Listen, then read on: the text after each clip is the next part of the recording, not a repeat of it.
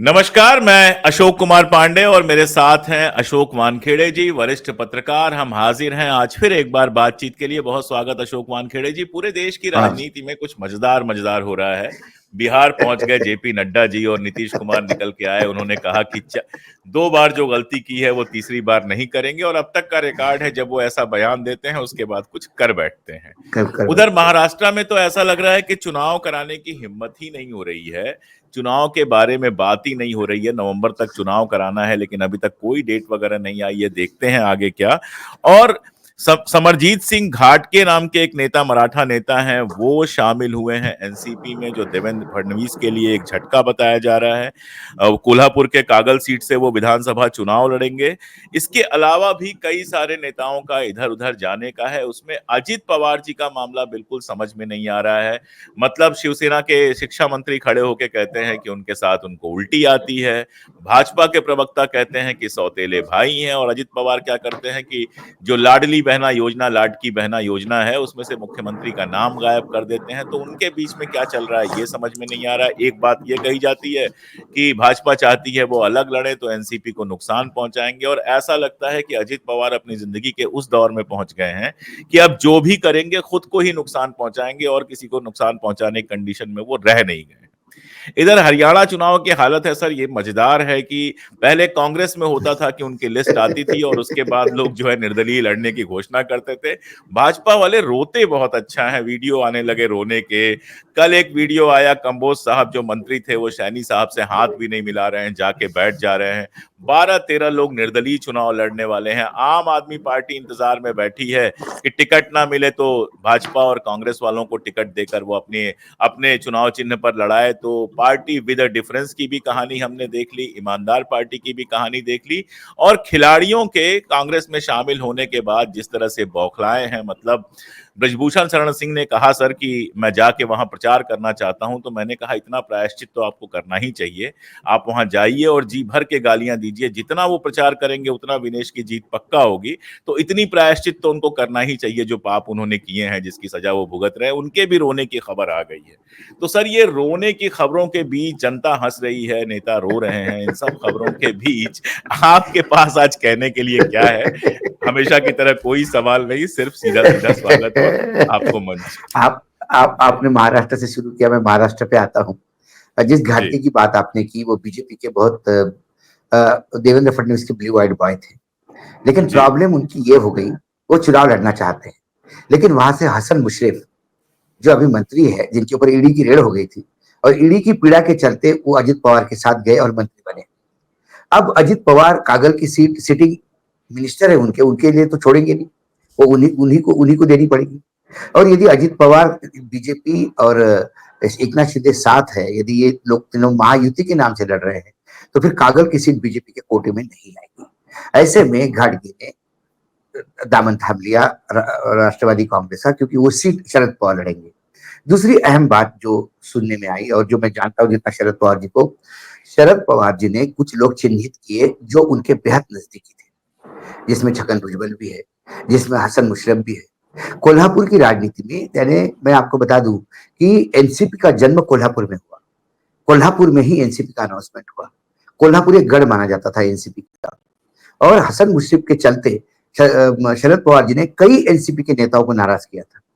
वही हसन मुशर्रफ यदि छोड़ के गए तो वो बहुत ज्यादा दिल पे ले लिया, इसलिए उन्होंने उनका कार्यक्रम ठीक करने का तय किया और गाड़गे को उतारा। अब हसन मुशर्रफ को कोई वहां जिता नहीं सकता, ये बात। तो वो दूसरी बात, जो पहली बार जब पार्टी टूटी थी, तो शरद पवार जी ने पहली जो सभा ली थी वो नासिक की येवला में ली थी। वो नासिक की येवला में इसलिए ली थी कि छगन भुजबल वहां से थे। उन्होंने अपने भाषण बारिश के बारिश वाली सर, बारिश वाली जिसमें वो नहीं बारिश नहीं में भीग रहे हैं, बोली नहीं? नहीं नहीं, अच्छा। वो तो पिछले विधानसभा की थी, ये पार्टी टूटने के बाद अभी रिसेंटली। और उन्हें जाके आया कि बोले मैं कुछ नहीं, मैं आज इस सभा में सिर्फ इसलिए आया हूँ कि मैं आपसे माफी मांगना चाहता हूँ। पूरे येवला के जनता से, मतदाताओं से मैं हाथ जोड़ के माफी मांगता हूँ, आपके नीचे झुक के माफी मांगता हूँ, क्योंकि मैंने अपना एमएलए चुनने में बहुत गलती की। मैंने बहुत ही गलत आदमी को टिकट देके आपको मतदान करने के लिए बोला, वो छगन भुजबल है। छगन भुजबल की यहाँ पे भी बीजेपी का कोई बड़ा फिश एनसीपी में आने वाला है और वो छगन भुजबल के खिलाफ लड़ेंगे। ये तो वहां की बात हुई। लेकिन एक इंटरेस्टिंग बात ये हो गई है अभी, जो मैं आज शायद अभी शेयर नहीं किया किसी से। शरद पवार और एकनाथ शिंदे की एक मुलाकात हुई और अच्छा। इस मुलाकात, हाँ, तो एकनाथ शिंदे, शरद पवार और जरांगे पाटिल, यदि ये त्रिकोण बनता है तो फिर ये बीजेपी के लिए बहुत घातक हो जाएगा, क्योंकि एकनाथ शिंदे की मुलाकात जो हुई शरद पवार से, काफी दिन मतलब कुछ समय हुआ उससे, और उस मुलाकात के बाद ही एकनाथ शिंदे के लोग अजित पवार पे टूट पड़े। जैसा कि आपने कहा कि एक मंत्री ने कहा कि भाई शरद अजित पवार के पास बैठता हूं तो बाहर आके मुझे वोमिट होता है।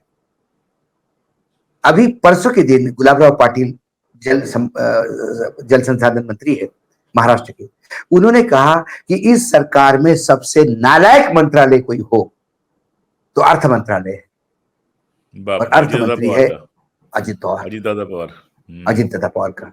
तो ये जो लोग अजित दादा पे टूट पड़ रहे हैं, इसमें कोई एक, क्योंकि शरद पवार ने इस बार तय कर लिया कि अजित दादा को खत्म कर देंगे वंस फॉर ऑल, क्योंकि अब पानी इतना कृष्णा में बह चुका है सर कि अब कोई तो बदला रिकंसिलिएशन का मामला बदला नहीं है। बदला मोड है, बदला मोड में बद, है 83 साल के बदला, शरद पवार। बिल्कुल बिल्कुल बदला मोड में वो ये सोच रहे हैं कि इनको वंस फॉर ऑल इसको खत्म ही कर दो, ये कैंसर को निपटा निकाल दो। दो। तो अब अजित पवार को साथ देने के लिए कोई नहीं, बीजेपी एक डिस्टेंस लेके बैठी है। वहां एकनाथ शिंदे हमलावर है, शरद पवार पहले से हमलावर है, कांग्रेस हमलावर है, उद्धव ठाकरे हमलावर है। अजित पवार के पास राजकीय संन्यास लेने की कोई जगह नहीं। या अजित पवार फ्रस्ट्रेशन में आके थर्ड फ्रंट खोलते हैं तो वहां कौन आएगा उनके साथ? अजित पवार के साथ प्रकाश आंबेडकर आएगा, अजित पवार के साथ राज ठाकरे आएगा, जिनका एक एक 2-2% वोट भी नहीं। तो ये अजित पवार अब सुइसाइडल मोड पे चले गए हैं। इसमें अजित पवार ने पूरे महाराष्ट्र में अब ये बोलना शुरू कर दिया। कर वो गढ़चिरौली में थे, तो गढ़चिरौली में आतराम जो एक वहां मंत्री है, उनकी बेटी की और उनमें कुछ अनबन हुई है किसी पॉलिटिक्स को लेके। तो उनने कहा कि भाई मैंने जो गलती की आप मत करिए, सब कुछ करिए, परिवार मत तोड़िए। मैंने जीवन की सबसे बड़ी भूल की और जिसके लिए मैं रोज अपने आप को कोसता हूं, वो मैंने परिवार तोड़ा। ये जो बार बार उनका आत्मग्लानि, उनका प्रायश्चित का मोड़ है, ये इतना करने के बाद भी शरद पवार जी की यहाँ की खिड़की भी खुल नहीं रही, दरवाजा तो छोड़ दीजिए, खिड़की भी नहीं खुल रही। तो ऐसे में मुझे जो देखता है ये सिनेरियो, ये चुनाव जब होंगे, चुनाव होने पे भी प्रश्न चिन्ह है, क्योंकि किसी भी हालत में महाराष्ट्र बीजेपी हाथ से जाना नहीं चाहता, और बीजेपी का सबसे लो कई अभी परफॉर्मेंस है तो महाराष्ट्र में, और लोकसभा और विधानसभा में कोई बदलाव नहीं आया। लाडली बहना में बहुत सारे प्रॉब्लम्स है, और ये सारी चीजें जब आप सामने रखते हैं तो सवाल उठता है कि क्या महाराष्ट्र के चुनाव पोस्टपोन होंगे। कुछ ब्यूरोक्रेट से मेरी बात हुई, सीनियर लेवल पे है, सेक्रेटरी लेवल पे लोग हैं, उन्होंने कहा कि government is thinking on that. How come, कैसा हो सकता है? चुनाव आयोग के अनुसार यदि चुनाव आगे पोस्टपोन करना हो तो राष्ट्रपति शासन लागू होता है, या फिर वह मुख्यमंत्री को कंटिन्यू रखते हैं। लेकिन चुनाव आयोग को यह कहना होगा कि वो चुनाव करवाने की स्थिति में नहीं। क्यों नहीं है? क्या बाढ़ की स्थिति इमरजेंसी, है? कोई क्या इमरजेंसी भूकंप सिचुएशन आया लानी है? पड़ेगी। क्या फाइनेंशियल इमरजेंसी है? या देश पे आक्रमण है? इन चीजों में से कोई चीज होती हुई नहीं दिखाई देती। लेकिन एक डर है, ये मुझे एक अधिकारी ने बड़ा डरते डरते कि भाई कहीं कोर्ट ना करे, प्लीज आप इसको कभी बोले नहीं। लेकिन मुझे लगता है कि हम पत्रकार है, जरा ऑफ द रिकॉर्ड क्या होता है, जो भी है ऑन द रिकॉर्ड है, हम इतना ही कर सकते हैं कि सोर्स को बचा सकते हैं। उन्होंने बोला कि हो सकता है कि मुंबई पे हमला भी हो, कुछ ऐसा भी स्थिति हो सकती है, क्योंकि पुलवामा का एक उदाहरण अपने पास है सर। पुलवामा किया गया, हुआ है कि होने दिया गया, ये सवाल अभी भी आज तक उसकी आज कोई जांच तक नहीं हुई, उसकी कुछ भी जांच किसी के नहीं हुई सामने है। नहीं है। और दूसरी बिल्कुल। बात है कि मलिक साहब जो लगातार कह रहे थे, मलिक साहब के वक्तव्य के ऊपर सरकार मौन है, तो इसका मतलब कुछ तो गड़बड़ है। क्या ऐसी गड़बड़ कहीं की जा सकती है? क्या हो सकता है? क्योंकि वो जो चाहते हैं कि किसी भी हालत में मार्च अप्रैल तक यदि चुनाव एक्सटेंड हो तो बहुत सारे खेल वो करवा सकते हैं। तो महाराष्ट्र को उस पॉइंट ऑफ व्यू से भी देखना है। लेकिन विपक्ष पूरा ताकतवर है, इकट्ठा हुआ है। कोई मुख्यमंत्री का दावेदार नहीं होगा, जिसके ज्यादा एमएलए होंगे वो तय करेगा, और उसके बाद अब चुनाव जीतना बहुत जरूरी है। महाविकास आघाड़ी की खासियत ये है कि वहां आप कितना भी बीच में गैप डालने का प्रयास कीजिए। हाल ही में सांगली में एक पतंगराव कदम का पूरा एक स्टैचू का इनॉग्रेशन हुआ, राहुल गांधी भी थे, शरद पवार भी थे, लेकिन उद्धव ठाकरे नहीं थे। तो तुरंत स्टेटमेंट आया देवेंद्र फडणवीस का कि भाई शरद पवार ने तय कर लिया किसको सीएम बनाना है और अब ड्रॉप कर दिया और ये फंक्शन को नहीं बुलाया। बेसिकली पतंगराव कदम एक कांग्रेस के बहुत कद्दावर नेता थे, सांगली के नेता थे। दूसरी बात, शरद पवार और पतंगराव कदम ने साथ में मिलकर कांग्रेस में काम किया, तो उनकी वो पुरानी एक रिलेशनशिप थी उसमें, और कांग्रेस के तो नेता थे ही, तो वो कांग्रेस वो इसके लिए राहुल गांधी और पूरी टीम थी। यहाँ तक कि आंध्र के विश्वजीत से मेरी मुलाकातें हैं, विश्वजीत से मेरी मुलाकातें हैं, मैं जानता हूं उनको। विश्वजीत बहुत ही सुलझा हुआ लड़का है और मैच्योर बिल्कुल पॉलिटिकली, बाकी राजनीतिक नेताओं के बच्चे जैसा नहीं। बाकी के बाहर से आए हैं और समझ भी चाय से कैटली गरम, ये नहीं है। एक बार पतंगराव जी से मेरे बड़े घनिष्ठ संबंध थे, बहुत प्यार करते थे पतंगराव, क्योंकि पतंगराव ये कहते थे कि तुम बहुत मुंह पे बोल देते हो, और मैं कभी भी उनके मुंह पे बोल देता था। एक दिन उन्होंने मुझे कहा कि क्या पतंगराव कदम कभी मुख्यमंत्री बन ही नहीं सकेंगे क्या? मैंने बिल्कुल नहीं बन सकेंगे। बोले क्यों? बोले सर आपका ना गला ठीक नहीं है। खूब जोर से हंसे, बोला क्या बात कर रहे हो? बोले बिल्कुल, आप ना बहुत ही बदतमीजी से बोलते हो लोगों से, तो उस वजह से आपके दुश्मन ज्यादा है, दोस्त कम है। बोला अशोक तो बहुत अच्छा बोल रहा है। मैंने बोला लेकिन मुझे विश्वजीत से बहुत होप्स है, हो सकता है आने वाले समय में जब विश्वजीत 40, 50, 60 के होंगे तो हो सकता है नेतृत्व तो करे, क्योंकि उसमें आपका ये गुण बिल्कुल नहीं, डाउन टू अर्थ है। सबसे बात करेगा, हंस के बात करेगा, मिल के बात करेगा, उसमें वो अरोगेंस नहीं है पतंगराव कदम होने का। अब बोला अभी या वयात आता काय बदलू शकतो? बोला इस उम्र में क्या बदलूंगा? तो उसमें तो सबने बुलाया, इसका मतलब ये नहीं कि उद्धव ठाकरे को उन्होंने डम कर दिया। तो ये छोटी छोटी बातों पे जब ये राजनीति होने लगती है तो आप समझ जाइए भाजपा कितनी उतावली है और किस जगह देख रही है चीजों को। ये दानवे साहब को उन्होंने, जो पूरे पुराने बीजेपी के अध्यक्ष थे और अभी हालांकि लोकसभा हार गए, उन्हें उन्होंने प्रचार समिति का प्रमुख बनाया, कैंपेन कमेटी का। एक बड़ी पोस्ट होती है। उनने चार्ज लेती सी पहली घोषणा की कि सामूहिक नेतृत्व में चुनाव लड़ा जाएगा। इसमें कोई किसी का नाम नहीं, एकनाथ शिंदे का भी नहीं, एक भी। तो क्या महाराष्ट्र में सारा मराठा एक हो रहा है? और एक देखिए जरांगे पाटिल लगातार देवेंद्र फडणवीस को टारगेट करते हैं, वो ना शरद पवार के बोलते हैं ना वो एकनाथ शिंदे पे बोलते हैं, वो लगातार एक ही जगह पे उनका फायरिंग चलता है। तो एकनाथ शिंदे को जो 7 सीटें मिली उसमें जरांगे पाटिल का बहुत अहम रोल है, कम से कम 3 सीटें जरांगे पाटिल की वजह से आई। तो आने वाले समय में चुनाव में क्या ये मराठा नेक्सस कोई गेम खेलेगा? और फ्री फॉर ऑल, क्योंकि शरद पवार के 2 टारगेट है, एक अजित पवार जो टूट के गए और दूसरा देवेंद्र फडणवीस जिन्होंने तोड़ा। तो ये 2 टारगेट शरद पवार का क्या गाइडेड मिसाइल छोड़ते हो? हाँ, आप कहीं भी छुपे हो जाके हिट करता है। और मैंने हमेशा कहा कि शरद पवार किसी को चुनाव जीतने की गारंटी नहीं दे सकते, लेकिन यदि चुनाव शरद पवार ने तय कर लिया तो फिर भगवान भी नहीं बचा सकता, वो चुनाव हारना चाहिए। इस चुनाव हरवाने की टेक्निक इंडिया में 2 नेताओं के पास बहुत जबरदस्त है, एक शरद पवार और दिग्विजय सिंह मध्य प्रदेश। ये जो 2 नेता है वो हरवाना अच्छी तरह जानते हैं। तो कुल मिलाकर ये जो महाराष्ट्र में खेल हो रहा है ये लबो लबाब है अभी तक जो हुआ महाराष्ट्र में। लेकिन अब दूसरी बात जो है कि सरकार भी नहीं, देखिए स्टेट ट्रांसपोर्ट, हमारे यहाँ एसटी बसेस चलती है स्टेट ट्रांसपोर्ट की, उस बस का हड़ताल हो गया। उस हड़ताल का नेतृत्व बीजेपी के एमएलए कर रहे हैं, और हड़ताल खत्म करो गणपति का टाइम है करके एकनाथ शिंदे आह्वान कर रहे हैं। तो आप समझ सकते हैं कि कैसे एक दूसरे को अंदर ही अंदर चेकमेट करें। किसी ने मुझे कहा महायुति और महाविकास आघाड़ी का संग्राम कैसा होगा? मतलब पहले महायुति आपस में तो संग्राम पूरा कर ले। मजेदार बात है अशोक जी, कहा जाता रहा है कि इस देश में एक ही पार्टी है कांग्रेस, बाकी सब पार्टियां अलग अलग तरह की कांग्रेस हैं, कोई हिंदू कांग्रेस है, कोई महाराष्ट्र कांग्रेस है, बस बस कोई बस। कुछ है। तो ये सब चीजें, आपकी भी एक उम्र हुई, मेरी भी हुई, ये सब चीजें हम लोग कांग्रेस के अंदर देखा करते थे। चाहे वो हरियाणा पे भी आप आएंगे, ये सब चीजें हम कांग्रेस में देखा करते थे कि हम लोग कहते ही थे कि कांग्रेस वाले एक दूसरे को हराने में ज्यादा इंटरेस्टेड रहते हैं और कांग्रेस ही कांग्रेस को हराएगी, या गठबंधन होने पे भी इस तरह की चीजें हमने देखी हैं। तो ये पूरा का पूरा जो आप महायुति गठबंधन की बात कर रहे हैं, मतलब ये वाकई एक ऐसा, आप ऑटो की बात करते हैं कि ऑटो गवर्नमेंट है, तो ये ऐसा लग रहा है कि ऑटो में एक पहिया कार का लगा है, एक पहिया साइकिल का लगा है, और एक पहिया जो है वो ऑटो का अपना ट्रैक्टर ओरिजिनल का है। ओरिजिनल कोई नहीं सर अभी, क्योंकि बीजेपी भी ओरिजिनल नहीं रही है। महाराष्ट्र में एक ओरिजिनल बीजेपी है, दो दो फाड़ों में डिवाइडेड है। संघनिष्ठ बीजेपी, मोदी निष्ठ बीजेपी। एक बीजेपी शिवसेना बीजेपी है, एक बीजेपी कांग्रेस बीजेपी है, एक बीजेपी राष्ट्रवादी बीजेपी है, एक बीजेपी एमएनएस बीजेपी है। मतलब एमएनएस से आए हुए लोग, कांग्रेस से आए हुए लोग, ये अपने अपने गुट लेके बैठे हुए हैं। ये अभी तक नेचुरली। बीजेपी वाले हो नहीं पाए।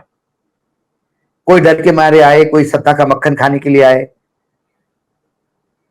तो ये जो पूरा प्रकार है, ये इसमें ये जो खबर आ रही है कि गडकरी साहब को एक्स्ट्रा एक्टिव किया जा रहा है, इसके पीछे क्या है? वो तो ओरिजिनल बीजेपी है भाई, ओरिजिनल आरएसएस, ओरिजिनल नहीं नहीं, बीजेपी है। ओरिजिनल आरएसएस है, लेकिन वो तब होंगे सर, इतनी बड़ी गंद में वो क्यों उतरेंगे?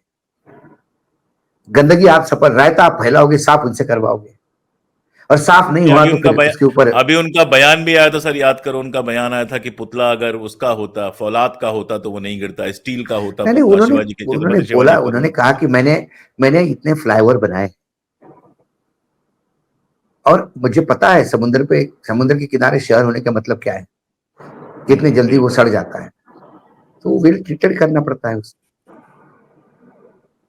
लेकिन फिर वो तो वक्तव्य तो वो देते रहते हैं, लेकिन वो इस गंदे में देखिए, जब पूरा मामला, देखिए, मुर्दे को घी पिलाने से सर जिंदा नहीं होगा ना।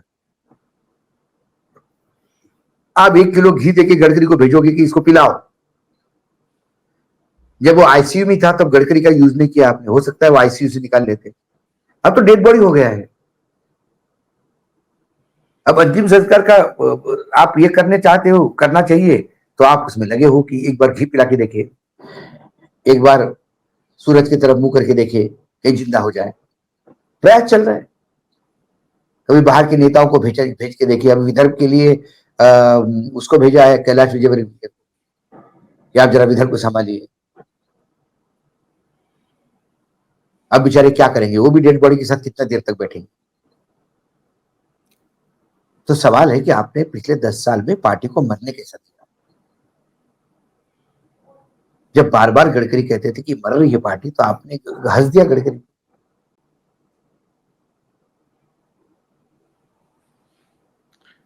और बल्कि अभी भी आप देख, अगर ये अभी भी सरकार आप, गिराने का खेल नहीं किया होता सर, और बीजेपी विपक्ष में रह के 5 साल ढंग से सर मेहनत करती, मैं तो इस कह समय रहा बहुत हूं शानदार पोजीशन में अशोक होती। जी, मैं गारंटी के साथ कह रहा हूं, यदि ये सरकार नहीं गिरती महाविकास आघाड़ी की, तो बीजेपी अपने बलबूते पे 150 पार आती, अपने बलबूते पे, किसी के बगैर। और फिर महाराष्ट्र में ये पार्टी आने वाले 20 साल तक राज करती। संभव है, ये बिल्कुल। अति उत्साहीपना हो गया है, शिवसेना को तोड़ना। किसी भी राजनीतिक दल को तोड़ोगे तो इसके रिपलकेशन भुगतने पड़ते हैं। और जब संघ बार बार कह रहा है कि अरे बाहर के लोगों को इतनी तवज्जो मत दो, अपने वालों को तवज्जो दो, इसके बावजूद भी राज्यसभा के अभी जो नॉमिनेशन हुए, देखिए आप, बाहर से आए लोगों को कितना अकोमोडेट किया गया है। तो जो लोग संघर्ष करते पार्टी के लिए, उनको क्या पत्थर ही खाने हैं क्या? वही आप हरियाणा की जो बात कर रहे थे ओपनिंग रिमार्क्स में, तो आपने जब कहा तो इतना, मुझे याद आया, अब इसके बाद आप हरियाणा ले लीजिएगा कि किरण चौधरी आई, वो विधायक थी, हाँ, उनको बताओ उनको राज्यसभा भेज दिया, और उनकी बताओ, बेटी को विधायक का टिकट दे दिया। टिकट दे दिया। अब मुझे बताओ कि उस किरण चौधरी के खिलाफ लगातार बीजेपी जो लड़ रही थी, वो नेता क्या करेगा? उसके लिए तो मुंह मुंह पे टॉवेल रख के घर पे बैठने की किसको, how will he face the people? कल तक तो किरण चौधरी को गाली दे रहा था, आज उसकी जय जयकार करनी पड़ रही है। इससे ज्यादा अपमानजनक स्थिति किसी कार्यकर्ता की नहीं हो सकती। नेताओं के लिए तो क्या है, नेता तो बेशरम है। हर देखिए, नेता निर्लज्ज हो सकते हैं, कार्यकर्ता नहीं। कार्यकर्ता ये अपने घर की रोटी खा के लड़ता है, नेता सरकारी मक्खन खा के लड़ता है। अजित पवार को सबसे भ्रष्ट कहने के बाद दादा पहले क्यों नहीं आए, ये निर्लज्जता के शब्द अमित शाह बोल सकते हैं। लेकिन कार्यकर्ता बारामती में जिसने लठ खाए, पुलिस के मार खाई, प्रताड़ना झेली, पारिवारिक बहिष्कार झेला बारामती में पवार परिवार का विरोध करके, वो आज अजित पवार की जय कैसे बोलेगा? उसके उसके अपने बच्चे उस पर हंसेंगे, उसका परिवार उस पर हंसेगा।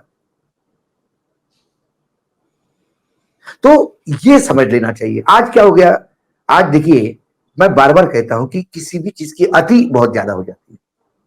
हमारे देश में दो राजनीतिक दल, ये कैडर बेस्ड पार्टी है, भाजपा कैडर बेस्ड पार्टी और left cadre based party. Cadre based party को, संगठन को आप खेल नहीं सकते संगठन के साथ। जिस संगठन के साथ खेलेगा, संगठन आपका खेल कर देगा। 2014 से लेकर 24 तक भारतीय जनता पार्टी के संगठन का जितना 12 बजाने थे, जितना भत्ता बिठाना था, इन दोनों ने बिठा दिया। इन दोनों ने अपने हिसाब से संगठन चलाया, संगठन के हिसाब से सत्ता नहीं चलाई। अब संगठन चरमरा गया है। संगठन में जो लोग कैडर के हैं, वो लोग अंदर ही अंदर बिल्कुल ज्वालामुखी उनके फटने को तैयार है। और जब चुनाव आते तो ज्वालामुखी फटता है। यही हो रहा है हरियाणा में। हरियाणा में बड़े बड़े दिग्गज, मतलब मैं पहली बार देखा कि कोई आदमी हराने की गारंटी ले रहा है। भाजपा वो होती थी कि जिसमें जिम्मेदारी दी जाती थी कि ये 2 सीटें की जिम्मेदारी आपकी, आप कैसा भी करके इसमें मेहनत करके ये सीटें ले आइए। अब नेता कहते हैं कि ये 2 सीटें तो मैं देखता हूं कौन जितवाता है बीजेपी को, ये तो मैं हरवाने की गारंटी लेता हूं। जिस दिन आपका कैडर आपको हरवाने की गारंटी ले रहा है, उस दिन आप गारंटी लिख लीजिए हार की, और बुरी तरह से हार की। तो ये जो वातावरण बिगड़ गया, कितने लोग रोज देखिए, व्हाट्सएप खोलिए, हरियाणा के जितने ग्रुप है, मीडिया ग्रुप, फटाफट धनाधन लेटर पे लेटर आ रहे। आदरणीय अध्यक्ष जी, सभी पदों से और मेंबरशिप से इस्तीफा दे रहा हूं, सभी पदों से और दुखी मन से दे रहा हूं, बहुत दुखी, धनाधन धनाधन धनाधन आ रहे। तो किसके भरोसे चुनाव लड़ना चाहते हैं? मोदी के चेहरे पे? किसके भरोसे? अपने कुकर्मों का पाला पड़ के? कोई अच्छे काम तो किए नहीं है। आज बृजभूषण सिंह कह रहा है कि भाई अब मुझे समझ में आया कांग्रेस ने षड्यंत्र कराई। तो बबीता फोगट को बीजेपी की सदस्यता देते समय तुम्हें शर्म नहीं आई? मतलब कोई दूसरी महिला खिलाड़ी बीजेपी की सदस्य हो सकती है, स्क्रीन पर ठुमके लगाने वाले बीजेपी के मेंबर हो सकते हैं, व्यभिचारी भ्रष्टाचारी बीजेपी की सदस्यता ले सकते हैं, और अंतरराष्ट्रीय स्तर पर खिलाड़ी यदि कांग्रेस की सदस्यता ली तो षड्यंत्र होता है। कांग्रेस के षड्यंत्र करेगा? कांग्रेस गया था क्या तुम्हारे साथ इंटरनेशनल डेस्टिनेशन पे कि कांग्रेस ने स्क्रिप्ट लिख के दी थी कि रात को बुलाओ लड़कियों को कमरे में? कांग्रेस का षड्यंत्र। एफआईआर, चार्जशीट फाइल की है दिल्ली पुलिस ने, और चार्जशीट में लिखा है, अरे कहते मेरे खिलाफ षड्यंत्र। षड्यंत्र तो उस लड़की के साथ हुआ जो गोल्ड लेते लेते रह गई। बिल्कुल। आप जाइए हरियाणा में प्रचार के लिए, जाइए, देखो हरियाणा का लोग कैसा वेलकम करते हैं आपको। माला पहनाएंगे, माला पहनाएंगे आपको, क्योंकि आप यदि राज ठाकरे को, आप यदि राज ठाकरे को अयोध्या आने नहीं देते, क्योंकि उसने यूपी और बिहार वालों को गाली दी थी, तो जिनकी लड़कियों की इस्मत लूट गई है वो कैसे आपको वेलकम करेंगे? एक गोंडा नहीं है यूपी का, या मुंबई का जे हॉस्पिटल नहीं जहां शूट आउट करवाओ।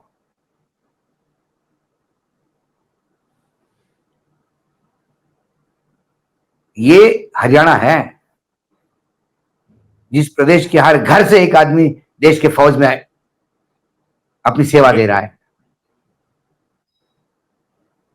हरियाणा है जिसने सबसे ज्यादा खिलाड़ी दिए हैं देश को, क्रिकेट से लेकर कुश्ती तक। तो आप इतना बड़ा अपने आप को भगवान मत मानिए। अभी मोहन भागवत जी ने भी कह ही दिया था ना सर जी, मुझे याद कि आया आपके हाँ कहते ही। हाँ हाँ, तो भगवान नहीं माने। लेकिन फिर मेरी आप ही के चैनल के मोहन भागवत जी को भी हाथ जोड़ की विनती है, मणिपुर में कब तक रोएंगे मोहन भागवत जी आप? जो वक्तव्य आपने दिया है ये लगातार आप दे रहे हैं। केन साहब के जन्म शताब्दी पे जो आपने कहा कि आप अच्छा काम कीजिए, लोग खुद श्रद्धा से आपको बुलाएंगे। इज्जत लोग देते हैं, अपने आप को इज्जतदार कह के इज्जत नहीं मिलती। लोग भगवान का दर्जा आपको देंगे।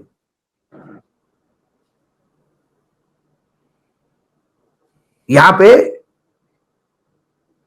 महाराष्ट्र में संत तुकाराम को भगवान का दर्जा दिया जाता है, संत ज्ञानेश्वर को भगवान का दर्जा दिया जाता है। इंसानों को भी लोग भगवान मानते हैं, लेकिन उनका कर्तृत्व ऐसा होना चाहिए। खुद को ही आप कहो कि मैं अजन्मा हूं, भगवान ने मेरे को भेजा है, तो सवाल हटता है कि मेरे को भी मेरे भगवान को पूछना पड़ेगा कि भाई ऐसा अनर्थ क्यों कर रहा है तू? हमने कौन सा घोर पाप किया कि ऐसे ऐसे लोगों को भेज रहा है डायरेक्ट?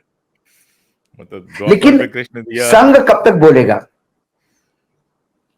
कई बार मुझे मोहन भागवत जी की स्थिति भी हमारे सर्वोच्च न्यायालय के जजों जैसी दिखती है।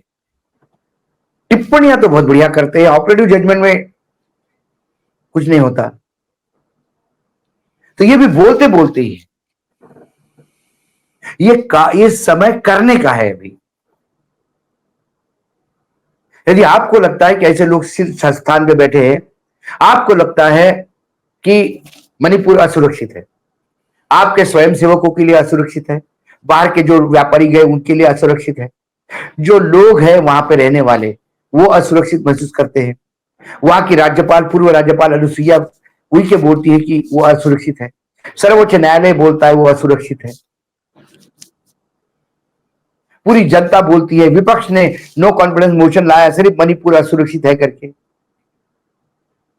विदेशी मुल्क कहते हैं कि मणिपुर में स्थिति ठीक नहीं है। सिर्फ नरेंद्र मोदी जी और अपने राष्ट्रपति जी, इन दोनों को लगता है कि मणिपुर सुरक्षित है। मुर्मू जी असुरक्षित महसूस करती है जब बंगाल में किसी पीड़िता के साथ कुछ होता है, हम उसका निषेध करते हैं। बंगाल में जो हुआ वो घोर मानवता के खिलाफ था और कड़ी से कड़ी सजा देनी चाहिए। हमारी राष्ट्रपति कहती है कि वो असुरक्षित और दुखी और असुरक्षित कहती है, बिल्कुल सही कहती है, लेकिन फिर वो असुरक्षा की भावना मणिपुर को लेके क्यों नहीं आती? सवाल ये है। मेरी राष्ट्रपति भी सब्जेक्टिव हो गई क्या? उन्हें तो हम अभिभावक मानते हैं, वो तो हमारी मां है। मां कभी बच्चों के साथ भेदभाव नहीं करती, वो एक मातृशक्ति के रूप में वहां स्थापित है। मोहन भागवत जी, यदि आप अपने आप को कल्चरल ऑर्गेनाइजेशन कहते हैं और आप ये मानते हैं कि ये सहयोगी संगठन है आपका बीजेपी, तो आप बताइए, जो आपने कहा था कि सरकार होते हुए भी राम मंदिर नहीं बन सकता, ये शर्म की बात है, तो आप बताइए वहां पे राष्ट्रपति शासन नहीं लागू होता मणिपुर में, शर्म की बात है, आप बताइए उनको। लेकिन आप कब तक बोलते रहेंगे? एक समय ऐसा आएगा कि सरसंघ चालक के मुंह से निकला हुआ शब्द आदेश हुआ करता था, उस शब्दों का वजन था। सरसंघ चालक कुछ बोलते, उनका दशहरे का रैली, दशहरे का भाषण इस देश के राजनीति का एक टोन सेट करते थे। आपके शब्द अर्थहीन हो जाएंगे। आप ही की बात आपको सामने कहना कि मतलब मैं हिमाकत कर रहा हूं। आपने कहा कि श्रद्धा अर्जित करनी चाहिए, आप अच्छा काम कीजिए, लोग आपको याद करेंगे। सिर्फ बोलने से काम नहीं होगा भागवत जी, आपको यह बताना होगा कि जब राष्ट्र संकट में है, कोई राज्य संकट में है, तो आप कड़े फैसले लेते हैं और वो ताकत आप में है।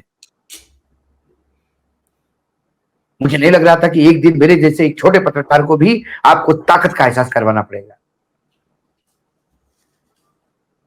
दुर्भाग्य। या फिर जो लोग कहते हैं, कई बार कुछ वामपंथी लोग कहते हैं कि अरे वानखड़े जी आप नहीं जानते, ये दोनों एक है। अब हम लड़ते हैं कि अरे दोनों एक नहीं है भाई, जितना गंद दिल्ली वालों ने मचाया वो कभी नागपुर नहीं मचाएगा। लेकिन लगातार आप बोलते जा रहे हैं, कुछ हो नहीं रहा है, इसका मतलब फिर यही है कि मैं बोलते जाऊंगा तो करते जा। फिर जो लोग क्रिटिसाइज करते वो सही है, और हमारे जैसे लोग जो कुछ आशा की किरण लेके बैठे हैं, उस दिए पे तो पानी गिरता है रोज। ये वस्तुस्थिति है अशोक जी। कब तक सुनेंगे ये? मणिपुर में वो 2-3 बार बोल चुके हैं, लेकिन उसका कोई असर ही नहीं पड़ता। यदि सरकार के कान में पिघला हुआ शीशा पड़ा हुआ है तो सरकार के कान छाटने होंगे, बहरों को सुनने के लिए मजबूर करना होगा। और ये ताकत तो हमारे पास 5 साल बाद आएगी, 2029 में।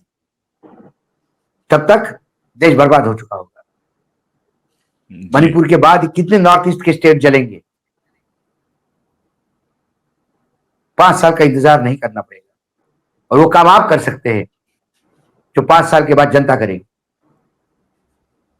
लेकिन आप करें तो सो ना, सिर्फ आप बोलेंगे तो फिर आपके बोलने का भी अर्थहीन शब्द हो जाएंगे, जो आपकी जो स्ट्रेचर है सरसंघ चालक का, वो भी खत्म हो जाएगा। जी, तो आप जब बोल रहे थे तो मुझे लोहिया याद आ रहे थे, जिंदा कौमें 5 साल तक इंतजार नहीं करती। आप थोड़े ज्यादा आशावादी हैं। मेरी दिक्कत यह है कि मैं उम्मीद सिर्फ उन लोगों से करता हूं जो किसी संवैधानिक पद पे हैं। आचार्य जो मोहन भागवत आरएसएस के अध्यक्ष हैं, आरएसएस जाने, मोहन भागवत जाने, आरएसएस से बीजेपी का रिश्ता जाने, इस देश का नागरिक होने के नाते मेरी जो उम्मीद होती है वो सिर्फ और सिर्फ उन लोगों से होती है जो संवैधानिक पद पे हैं, चाहे वो राष्ट्रपति हो, चाहे प्रधानमंत्री हो।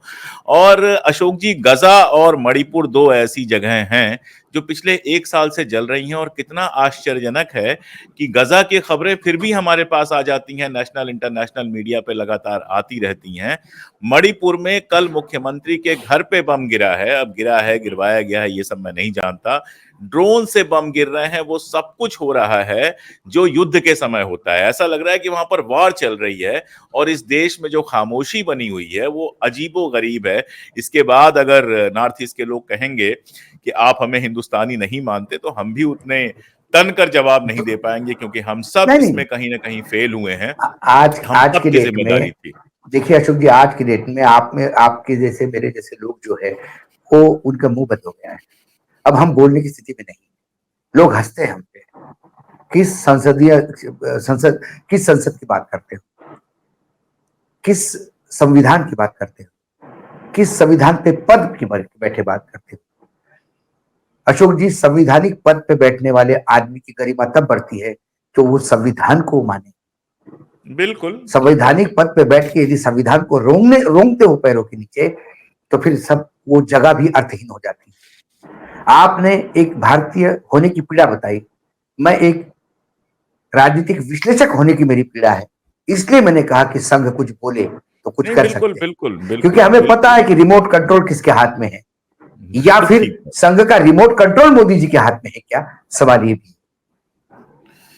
कई बार ये डर लगता है कि सबका रिमोट कंट्रोल कहीं बुचानी, अदानी, अंबानी कहीं वहीं तो नहीं चला गया है, और मणिपुर का जो खेल हो रहा है, कभी अगर हम लोग बात कर पाएंगे तो उसमें भी ये सारे खेल हैं। सारे और है। आखिरी बात में मैं ये कहूं कि एक जमाना था जब टाइम्स ऑफ इंडिया ने तो खैर कभी ऐसे काम नहीं किए, मैं गलत नाम ले गया, इंडियन एक्सप्रेस जैसे अखबार थे जो बोफोर्स का रोज खोज के ले आते थे। और अशोक जी, मेरे शहर में वो अखबार 2 दिन बाद पहुंचता था, क्योंकि बहुत दूर था दिल्ली से।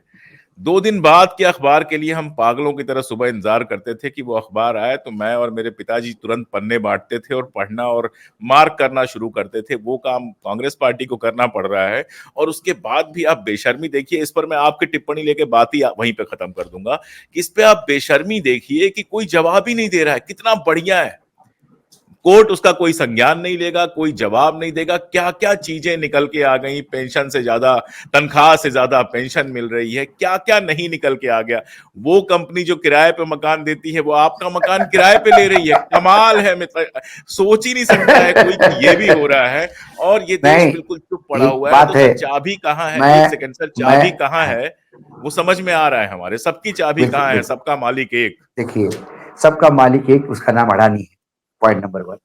दूसरी बात, देखिए बूच मैडम ने तो रिश्वत खाने के नए नए आयाम समाज को बता दिए। क्रिएटिव आयाम सर, क्रिएटिव क्रिएटिव तरीके, आयाम these are क्रिएटिव creative। तरीके से। ये ऐसा नहीं है कि तू मेरे को इतना पैसा दे, कैश दे और काम करवा ले। क्रिएटिव उन्होंने किए। लेकिन फिर ज्यादा दिन छुपता नहीं कोई, वो सामने आता है, पाप सामने आएगा, हिसाब होगा, आज नहीं तो कल। इसीलिए हम थोड़े डरते हैं। गणेश चतुर्थी है, गणपति बापा का आगमन हुआ है आज।